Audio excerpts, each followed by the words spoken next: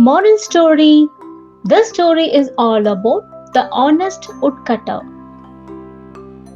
Once there lived a poor woodcutter.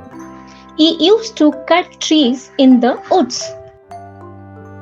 One day he was cutting wood on the bank of a river. While cutting wood, his axe fell down into the water. The river was deep. He could not take his axe out.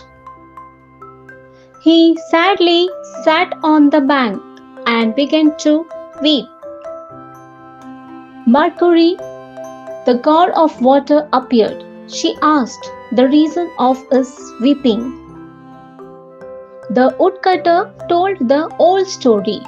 Mercury dived into the water and bought a golden axe. The woodcutter refused to take it. Mercury again dived and bought a silver axe. The woodcutter did not take it either. At last, she bought an iron axe. The woodcutter took it gladly.